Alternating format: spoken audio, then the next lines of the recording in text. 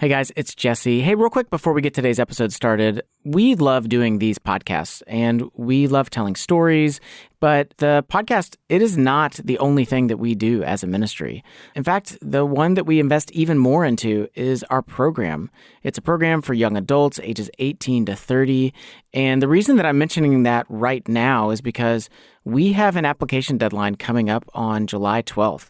So if you are a young adult or you know a young adult between the ages of 18 and 30, and you're trying to figure out, what do I do with the next year of my life? We are the place for you. We would love for you to come and serve with us. We have a ton of different internship tracks, things like book editing and publishing or legal aid. If you're interested in men's recovery at a homeless shelter, or if you want to work with urban youth, we have 20 different internship tracks that you can choose from, and we would love to help you have a meaningful, purposeful life where you live in community with other Christians and help people in need with the gospel. So to apply, head over to lovethyneighborhood.org, and you want to apply by July 12th because that's the application deadline. Our term, it starts in September. Again, head over to lovethyneighborhood.org, and we would love to journey with you over the next year as you step into the story that God is writing through you. Okay, on to the episode. Hey, Jesse Eubanks, Love Thy Neighborhood podcast.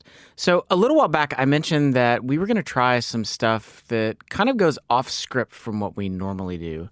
And this is one of those times. Let me give you some context for what I mean. Back in February, I had a meeting with this guy, and that's pretty standard. My work days are often full of meetings, but in the middle of this particular meeting, the guy started telling me this story. It was actually a story about hearing the literal voice of God. And it was during this story that I realized, claiming to hear from God, that is a high-stakes situation.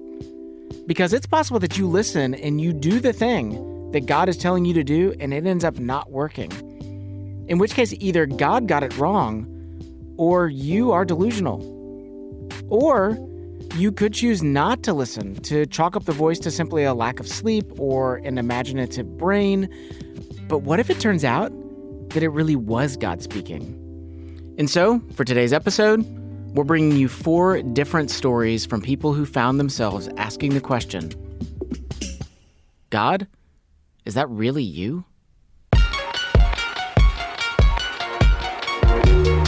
You're listening to the Love That Neighborhood podcast. Today's episode, God, is that really you?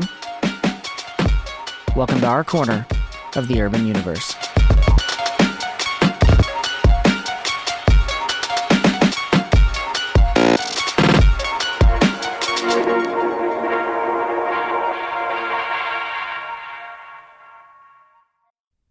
Okay, so I'm here with our producer, Rachel Zabo. Hello. And our first story is the one that I heard in that meeting that I talked about. And so here is story number 1, Searching for Jim.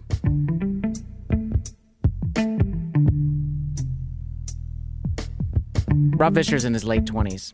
He's a tall guy, really tall, with a voice and a laugh that immediately fills the room. And at the time, he was living in Michigan, not too far from his parents, actually, which meant that he would visit them from time to time.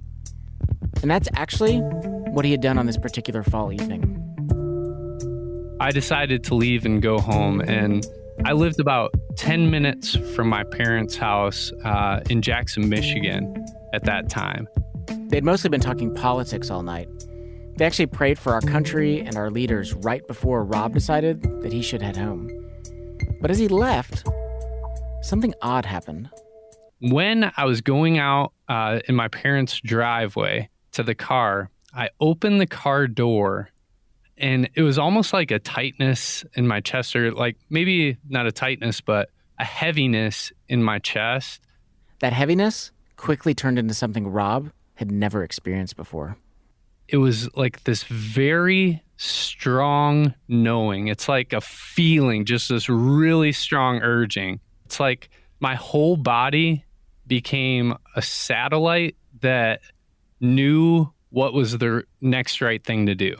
That's all I can describe it as. What I felt, or what I had a knowing about, I like knew these words. I can't even say heard these words really, but I knew these words. Go to 7-Eleven. There's a guy named Jim there. And I was like, wait, what? Hold on. Okay, what is he talking about? Like his body is like a satellite? I don't know. This sounds like some kind of new agey weirdness going on. Well, you're not the only one who found this, a bit strange, because Rob was also caught off guard. And I'm getting into my car and closing the door, and I'm like, am I crazy? Go to 7-Eleven, there's a guy named Jim there? This is kind of weird. So I was kind of confused by it, honestly. Yeah, why would he all of a sudden feel the need to go to a convenience store and talk to a stranger? So at this point, Rob quickly deduces that there are 3 possible explanations. The first one being that he's just somehow made all of this up in his head.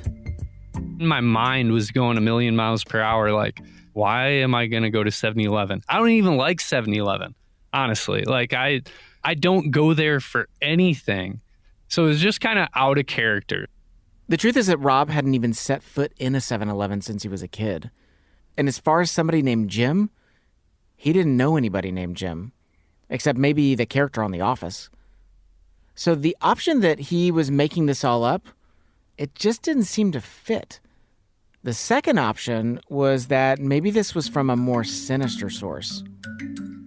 Another filter was like, would the devil tell me to do this?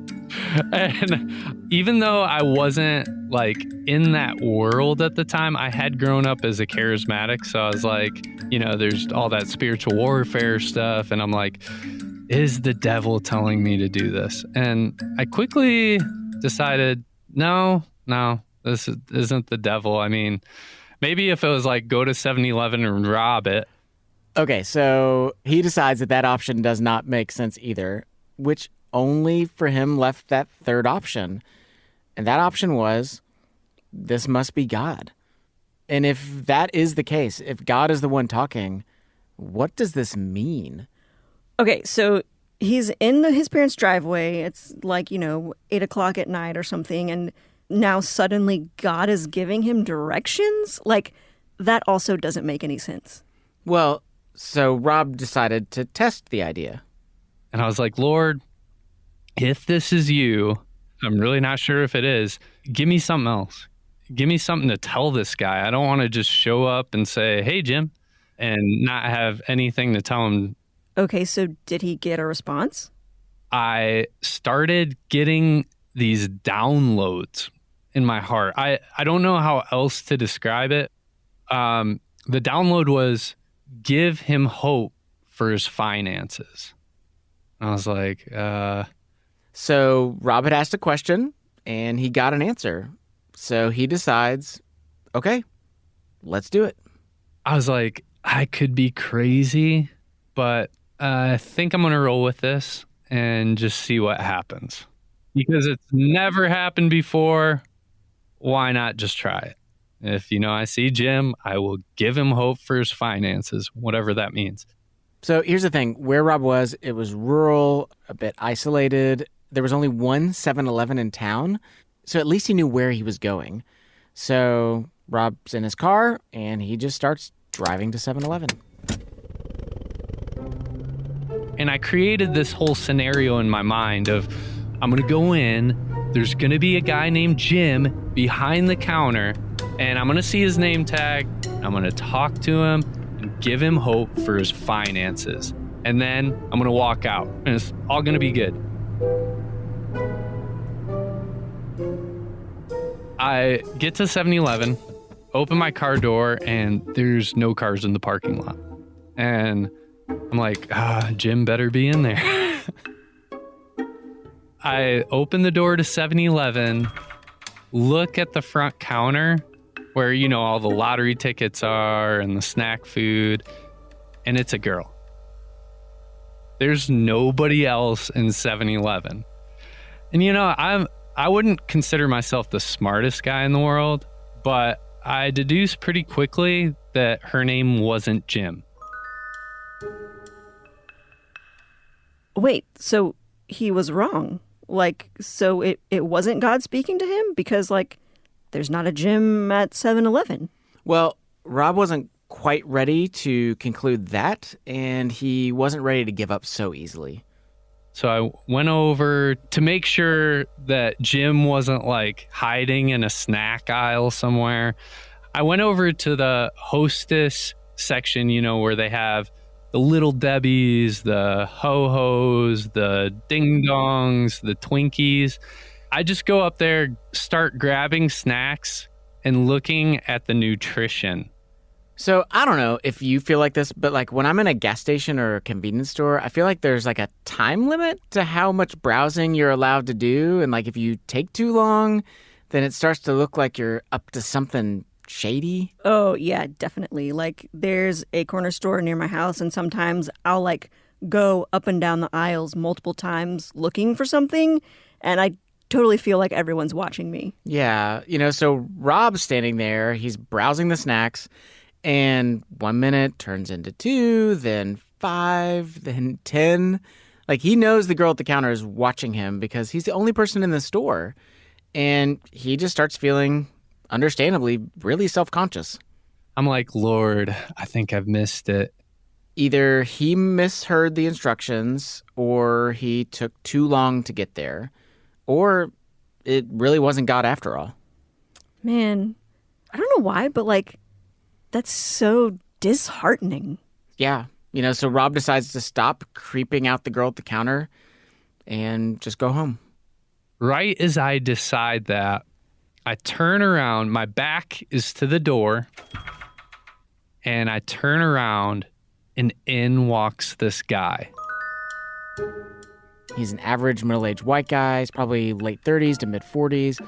Just a very normal-looking guy. He had on a mechanic shirt and a baseball hat. And so naturally, Rob is looking at this mechanic shirt and what is often on a mechanic shirt. Yeah, the name People's embroidered names. on it. Yeah. Right. And so Rob starts looking for a name. But the interesting thing about it was his name wasn't on it. And that same knowing, that same feeling, I don't even still know how to describe it, but I knew that was Jim. Stop. What? I saw the words / heard the words. That's Jim. Go up to him boldly and say, hey, your name's Jim, isn't it? So I'm like, oh my gosh. Like, literally, he was about to leave. I know, but if this is Jim, Rob feels like, okay, well, I got to go talk to him.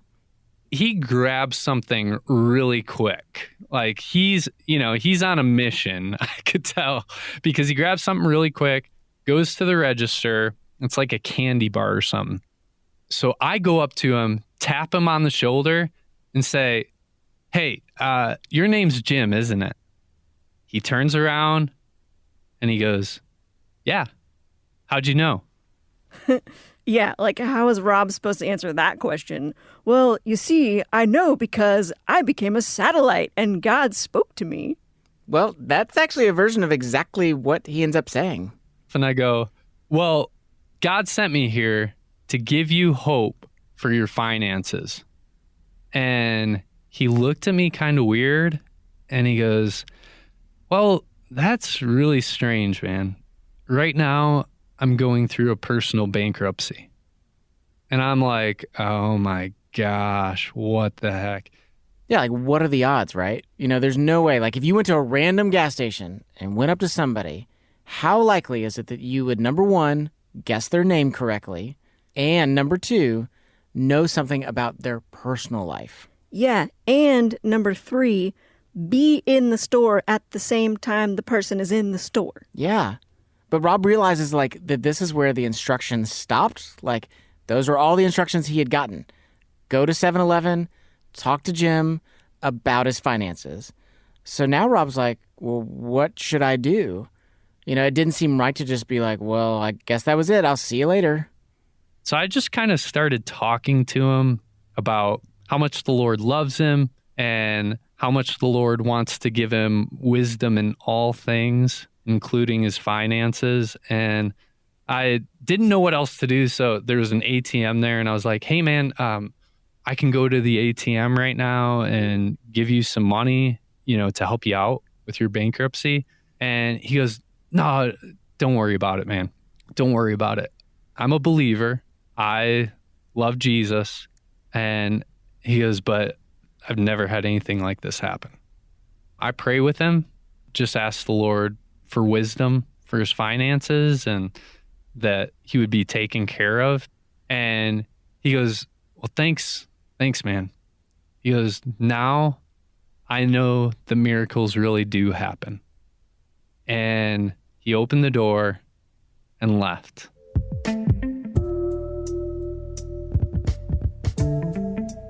So, do we know, what happened to Jim? Did he, get out of bankruptcy? No, we actually have no idea how that experience shaped Jim. We do know that it shaped Rob a lot.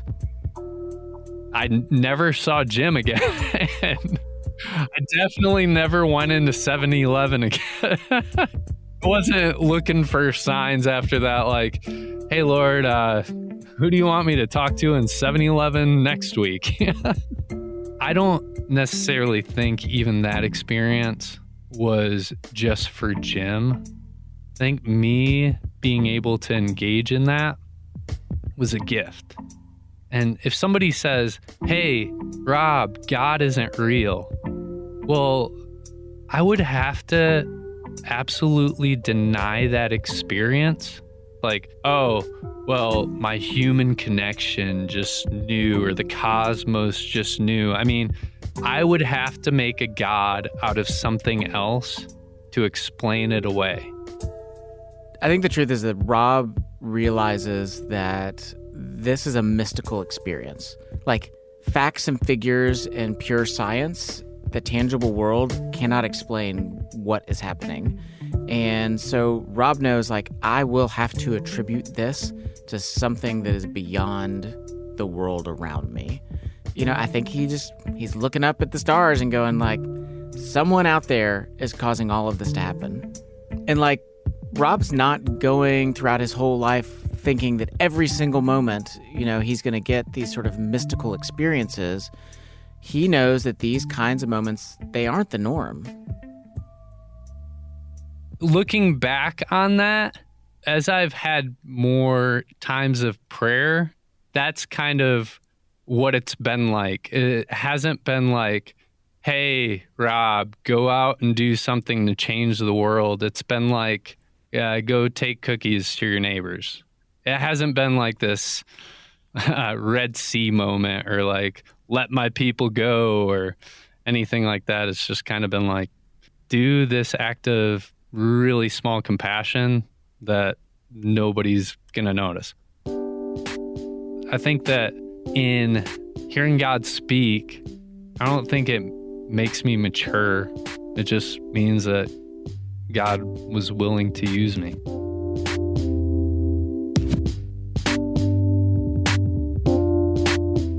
Man, what a crazy story. It's incredible to me the way that God can sometimes speak through men and women. Also, another thing that I find fascinating is when God chooses to speak through children. And I actually have a story about that. A while back, we had put out a call to our listeners to share with us their own stories of a time when they believe God spoke to them. And so this is a story from Kate Zimmerman. This is story number 2, Out of the Mouth of Babes. We are the parents of 3 young kids. Last summer, we had a bunch of peonies growing in our front yard. So we decided to cut them and put them in some vases. And then we took our 3 kids out for a drive. We asked our 6-year-old son, Jesse, to pray and ask the Holy Spirit to guide us to where we should go with those peonies. Not really knowing what would happen or where we would end up. But we asked the Holy Spirit to guide us, and then we kind of let our 6-year-old guide us around our small town, thinking of people along the way, seeing people's homes that we knew along the way, and stopping and dropping off peonies on people's front porches. We had 1 bouquet left at the end of our night, and we asked him where we should go, and we started just driving around, turning whenever he told us to turn. And we ended up down a dead-end side street where our babysitters lived, 2 sisters, and Jesse said, let's drop them off to Anna and Ella. So we did. And we dropped them off on their porch, got home, and about an hour later I checked Facebook and saw that their dad had been brought into the hospital earlier that day for a medical emergency. And it felt very much like that bouquet of flowers was meant for that family exactly. And we still talk about it as a time that we really clearly felt God speaking to us and leading our turns as we drove around our small town. Thanks, Kate, for sharing your story with us. Okay, so we have 2 more stories to share with you, including a professor who wrote a book with words that were literally from heaven. So stick around, and we'll be right back.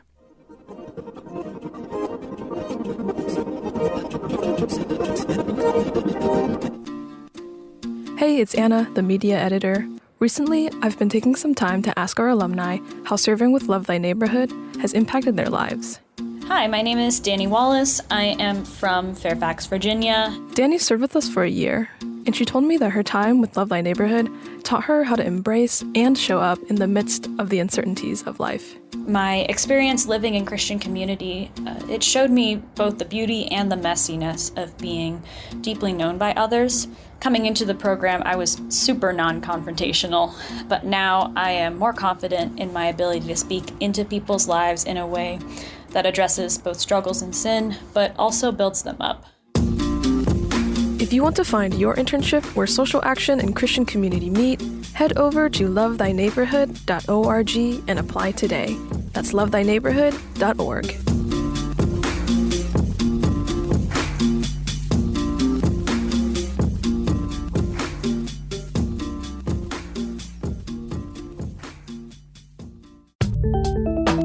Hey there, it's Rachel. Before we get back to the episode, I want to take some time to give a special thanks to you, our listeners. Because of your support, we've been able to produce over 40 episodes of the LTN podcast, and there's still more to come. So to show our thanks to you, we are giving away 5 prize packages. Every winner will receive a copy of the book Before You Lose Your Faith from the Gospel Coalition. This book tackles the complex issue of faith deconstruction with contributions from 15 different authors. And in addition to this book, you could also win a Love Thy Neighborhood t-shirt featuring a brand new design by our very own Jesse Eubanks. The shirt is a dark gray American Apparel tri-blend that we guarantee to be super comfy. To win this, plus a copy of Before You Lose Your Faith, go to lovethyneighborhood.org/LTN podcast. Follow the link for the contest to get your name entered in our drawing. And for even more chances to win, also head over to Apple Podcasts and leave us a review. That will get you an additional entry. We'll announce the winners live on the show starting in September. So go to lovethyneighborhood.org/LTN podcast to enter and keep tuning in to hear if you're a winner.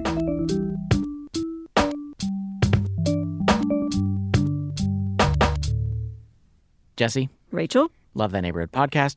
Today we're hearing stories from people claiming to have heard the voice of God.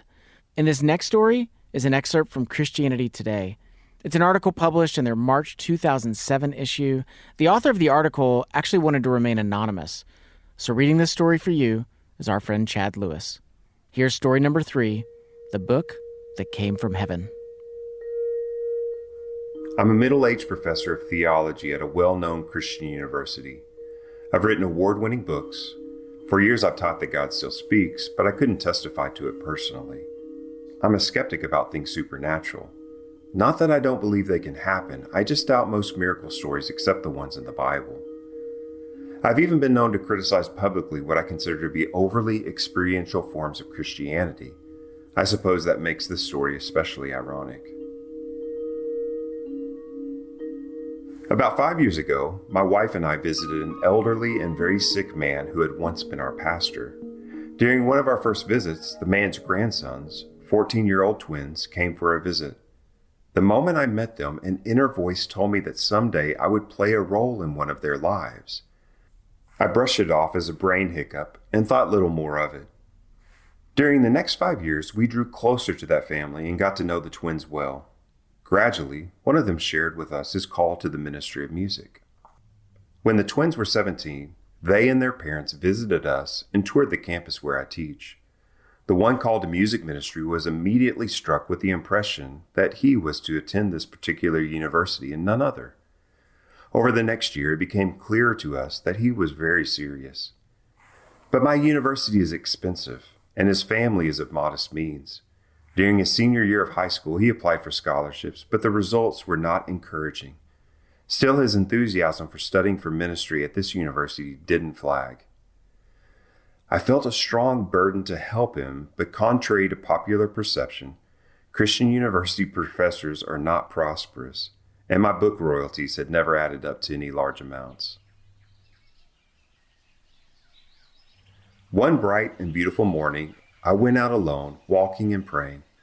I began to cry out to God for my young friend. Oh God, please use me to make it possible for him to go to this university. I don't know what I expected to happen, but I committed to letting God use me however he wanted to on this young man's behalf. The next week, I was at the same spot in my morning exercise when something amazing happened. Out of the blue, a book title came to me. It was so clever, I knew two things instantly.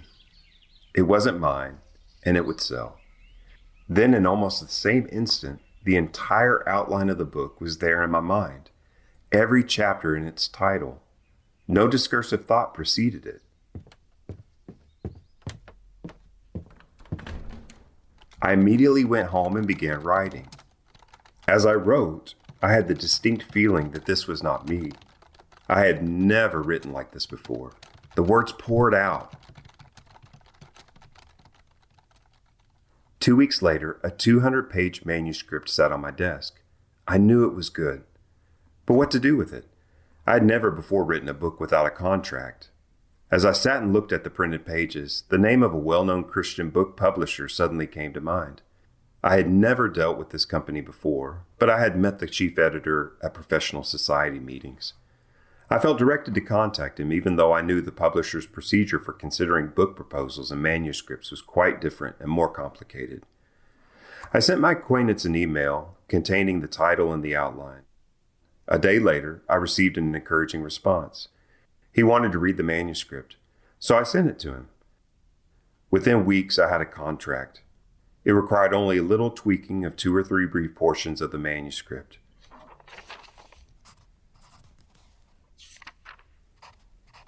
While talking to the editor assigned to this project, I discovered something astonishing.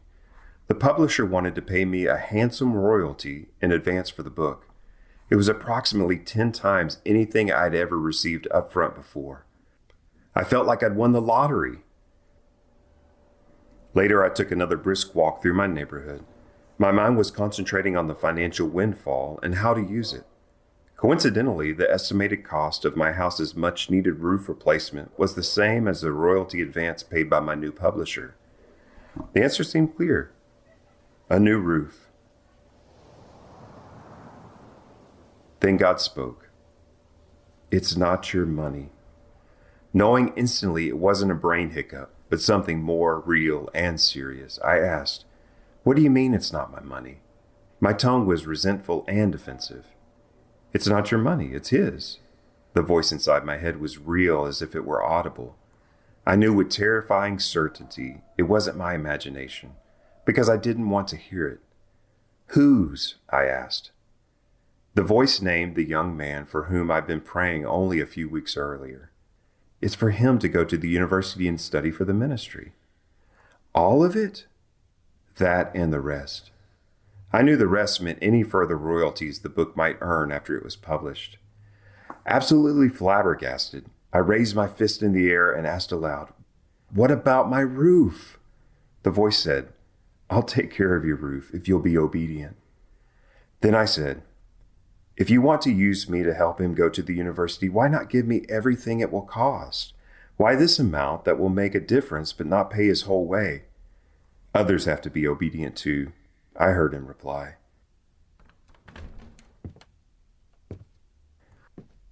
When I arrived home, I shared the conversation with my wife, who had been looking forward to a roof that wouldn't leak. I couldn't talk about it without sobbing almost uncontrollably. I was shaking with emotion. Nothing like this had ever happened to me before. My wife is more spiritual than I am. She immediately agreed. We would wait for a new roof.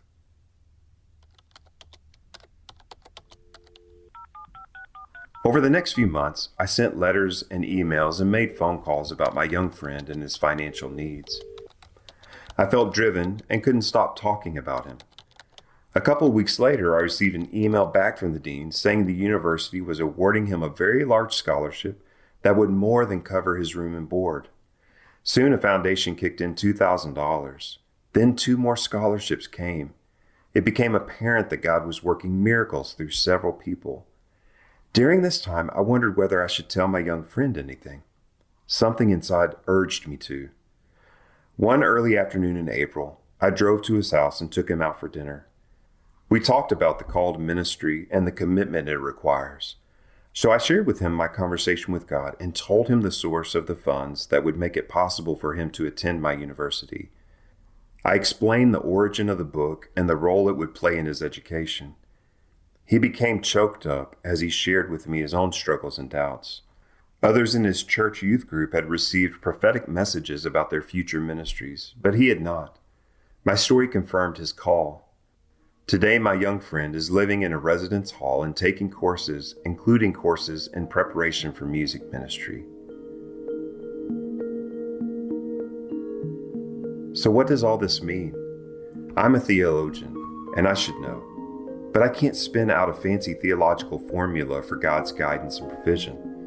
What I know is that God spoke to me and used a gift he had already given me to provide for a young man being called into his service. I wonder how many times I passed up an opportunity to be used in such a way.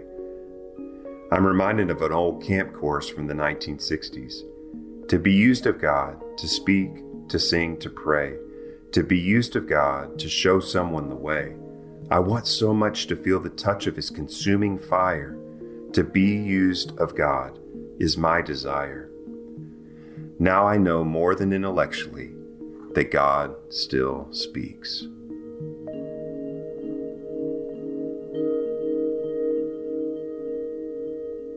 Okay, so let me ask you, what would your response be if someone said to you, hey, God spoke to me? Skepticism. Yeah. I think mine would be similar. And really, as I was thinking about, like, what would my answer be? I thought about, like, man, I have been around a lot of, like, mental illness with working in, like, Right. homeless shelter. Yep. And, you know, a lot of the times that can take on a spiritual tone. So I think my first response would be like, oh, do you have something mentally wrong? Because Right. you're saying you heard God? Totally. Yeah. We now live in an age where the assumption is we assume the natural world and we resist the supernatural. You know, like people used to see everything as supernatural, and we now in our modern age look at that and go like, how silly of you. Like we're too modern for that. Yeah, like to the point that we can't comprehend the notion that God still does things supernaturally that break our ideas of reality and normalcy. Mm-hmm. Okay, wait, so you said that you have one more story for us? Yeah, so this is another listener story. So this is story number 4, The Not So Empty Chapel. And this comes to us from a listener named Mattress. My name is Mattress, and that is a story for another time about how I got that name. But my story about how God spoke to me began back in 2003 when I was a junior in high school, and I felt like God was pressing upon my heart to go and minister to those in North Korea. I myself am a Korean adoptee, and I felt like that was the direction God was leading me in. So for 5 years, I prayed and I searched for organizations that would go into North Korea, but to no avail. Fast forward to 2008, and I was at a Bible college somewhere in the United States, and they were having a missions conference related to the persecuted church. Midway during the week, I went to the small prayer chapel and got down on my knees and was going to pray, and I heard a voice, not audible, but loud and clear enough that I remember clearly looking over my shoulder to see if there was someone behind me, and there wasn't. But the voice told me to get up and go to this certain building in my college and talk to the man about the North Korea trip. My immediate thought was, no, that's crazy. You've been searching for a long time. There's no way that could happen. But then I thought, that was very specific. So I packed up my stuff and got up and went to that room. When I walked into the room, I saw a man talking on his cell phone. And I thought in my head, that's the person I need to talk to. But I just waited around until he was done talking on the phone. And as he was talking on the phone, I went around and visited the different booths of different organizations and related to missions. But I didn't see anything about North Korea. But as soon as he got off the phone, he walks straight up to me and he says, "Hey, so would you like to go on a trip to North Korea with us?" And after my jaw dropped on the floor, I said yes. And he showed me at a table that I had been to and been staring at for a couple minutes, a sign-up page to go to North Korea. So I signed up, and then sometime later in the year, I was able to go to North Korea.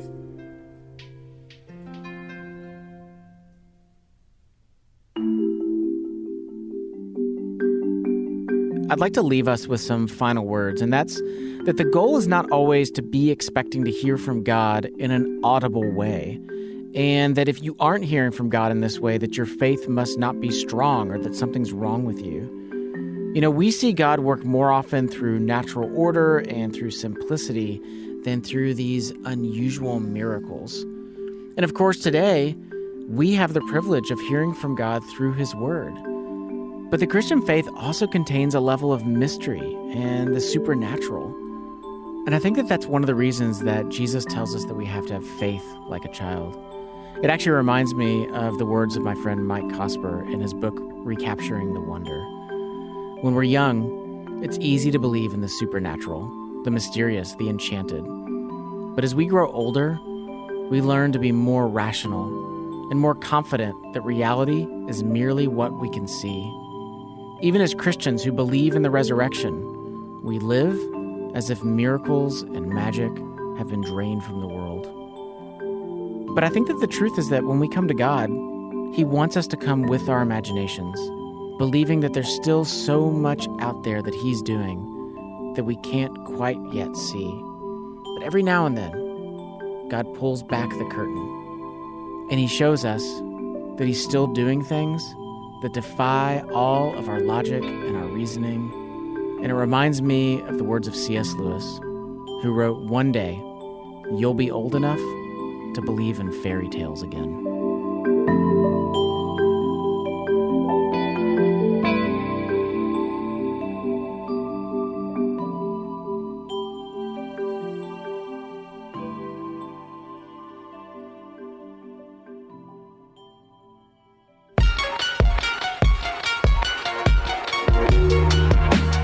Special thanks to our interviewees for this episode, Rob Vischer, Kate Zimmerman, and Mattress. Also, special thanks to Chad Lewis. Our senior producer and host is Jesse Eubanks. Our co-host today is Rachel Zabo, who's also our media director and producer, and who sometimes likes to tell us all of the bands that she used to belong to. The Little Debbies, Ho-Ho's, the Twinkies. Our media assistant and engineer is Anna Train. This episode was edited by the following Love Thy Neighborhood staff and interns: Kiana Brown, Rachel Hamm, Brent Walker, Abby Schaefer, and Silas McCord. Music for today's episode comes from Lee Rosevere, Poddington Bear, and Blue Dot Sessions. Theme music and commercial music by Murphy DX. Apply for your social justice internship supported by Christian Community by visiting lovethyneighborhood.org. Serve for a summer or for a year. Grow in your faith and life skills. Learn more at lovethyneighborhood.org. Which of these was a neighbor to the man in need? The one who showed mercy. Jesus tells us, go and do likewise.